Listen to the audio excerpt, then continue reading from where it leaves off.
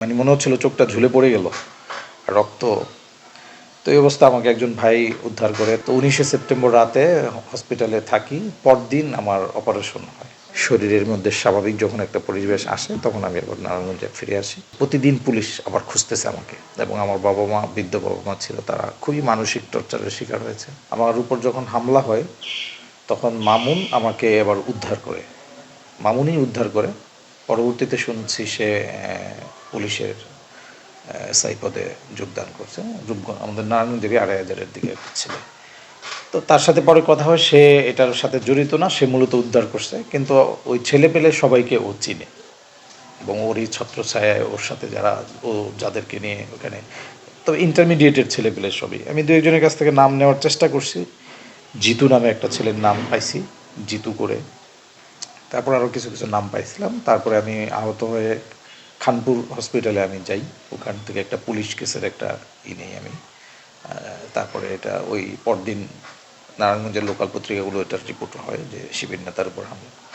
তো ওইটা তারপরও যেভাবে হোক প্রাথমিক একটা ট্রিটমেন্ট নিয়েছি, খুব বেশি গুরুত্ব দিই নাই, কিন্তু পরবর্তীতে আমার এটা হয়েছে। তো ওই সময়টা কভার হয়ে গেল। তারপর 19শে সেপ্টেম্বর 2011 সালের ওই বছরেই আমাদের নেতৃবৃন্দ যখন সবাইকে গ্রেফতার করা শুরু করলো, বিশেষ করে জামাত নেতৃবৃন্দ এবং মাওলানা দেলাওয়ার হোসেন সাইদি সাহেব হুজুর সহ, এবং শুধু গ্রেফতার না, তাদের গ্রেফতারের পরে যখন কোথাও কোনো মিছিল মিটিং করতে দিচ্ছিল না, বের হতে দিচ্ছিল না। তো 19শে সেপ্টেম্বর সারা বাংলাদেশে একটা মিছিল ছিল জামাতের, আমাদের নারায়ণগঞ্জেও ছিল, জেলা মহানগরীতে সম্ভবত মিছিলগুলো ছিল। নারায়ণগঞ্জে আমাদের নূর মসজিদে মিছিলটা হওয়ার কথা ছিল। আমাদের মহানগরী তখন তখন ছিল জামাতের শহর শাখা, সেক্রেটারি ছিলেন যিনি মনোহর ভাই, ইঞ্জিনিয়ার মনোহর ভাইয়ের নেতৃত্বে হওয়ার কথা ছিল। পুলিশি বাধা এবং প্রশাসন থেকে ভালোভাবে চাপ দেয় যে যদি মিছিল করা হয় তাহলে সমস্যা হবে। সাংগঠনিক সিদ্ধান্ত, মিছিলটা ক্যান্সেল হয়।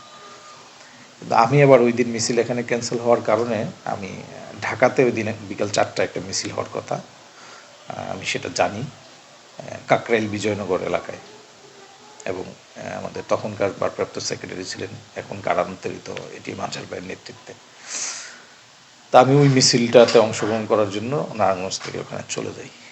4টার একটু আগেই যাই। তারপরে ওইখানে যাওয়ার পরপরই ওখানে পুলিশের রাবার বুলেট, টিয়ার সেলের মধ্যে পড়ে যাই।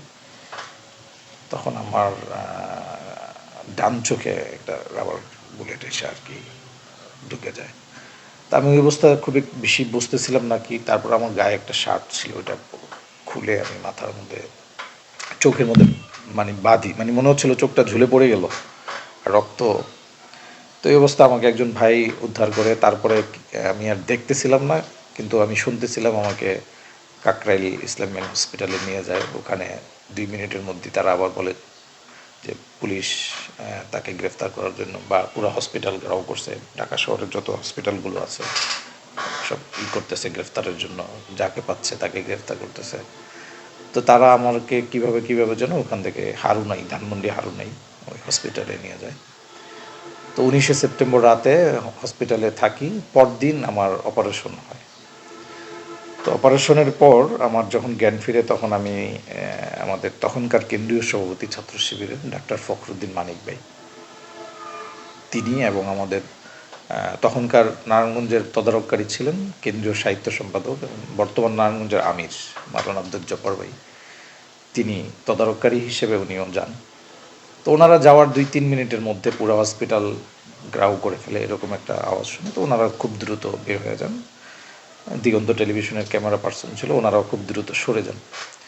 তো ওনারা সরে গেলেও নারায়ণগঞ্জের তখনকার সভাপতি নাসিরুল্লাহ ভাই, মহানগরীর অর্থ সম্পাদক ইসুফ আলী ভাই, শিক্ষা সম্পাদক জাকির হোসেন ভাই, তারপরে শিশু কল্যাণ পরিচালক গোলাম মোস্তফা ভাই, তারপরে মহানগরীর সাংগঠনিক সম্পাদক আলমগীর হোসেন সবুজ ভাই সহ প্রায় 7-8 জন তাদেরকে গ্রেফতার করে নিয়ে যায় ওইখান থেকে। তাদেরকে গ্রেফতার করে কোথায় নিল, কী নিল, আমি কিছুই জানতে পারি নাই। আর আমি কী অবস্থায় আছি, কোথায় আছি, এটাও বুঝতে পারছিলাম না তখন। পরে দেখি যে সাদা পোশাকধারী এবং পোশাকধারী পুলিশ আমার রুমের মধ্যে, এবং 24 আওয়ার্স তারা আমার সাথে, কিন্তু অন্য কোনো মানুষ আর আমার সাথে আসতে দেয়নি। তারা কোর্টে চালান দিল 54 ধারা। আপনারা 54 ধারা বা আমরা জানি যেটা, এটা হলো সন্দেহজনক। তো সন্দেহজনক একজন ব্যক্তিকে প্রতিদিন 3 শিফট করে পুলিশ আমাকে পাহারা দিল, মানে আমাকে আটক রাখলো, আমার উপরে মানসিক টর্চার করলো। এরপরে যখন কোর্টে গেলাম, কোর্ট থেকে আমাকে আবার কারাগারে পাঠাইলো, কেন্দ্রীয় কারাগারে, জামিন দিল না। কেন্দ্রীয় কারাগার থেকে আমি আরও 10-15 দিন পরে আমি ওখান থেকে জামিনে বের হই। তো জামিনে বের হওয়ার সময় আমাকে চেষ্টা করছে রিঅ্যারেস্ট করার জন্য, অনেক চেষ্টা করছে। আল্লাহ ওই রহমত ছিল, বাবা মায়ের দোয়া ছিল, আমি ওখান থেকে যেভাবে হোক বের হই। বের হওয়ার পরে আমি ওইখানেই আমার এক পরিচিত ভাইয়ের বাসায় 1 মাসের মতো ছিলাম। তখন আমার বাড়িতে প্রতিদিন খবর পাচ্ছি, প্রতিদিন পুলিশ আবার খুঁজতেছে আমাকে, এবং আমার বাবা মা, বৃদ্ধ বাবা মা ছিল, তারা খুবই মানসিক টর্চারের শিকার হয়েছে। আমার বাবা খুব মানে মানসিকভাবে খুব মানে ধার্মিক ছিলেন, মানসিকভাবে খুব স্ট্রং ছিলেন, যার কারণে খুব বেশি ওনাকে করতে পারেননি, কিন্তু বিভিন্ন ধরনের হ্যারাস করছে, অর্থনৈতিক চাপ দিছে। আমার মালামাল স্থাবর অস্থাবর সম্পত্তি ক্রোকের নির্দেশ কোর্ট থেকে নেওয়া হয়েছে বলে এগুলো আনতে গেছে। এইভাবে চলছে।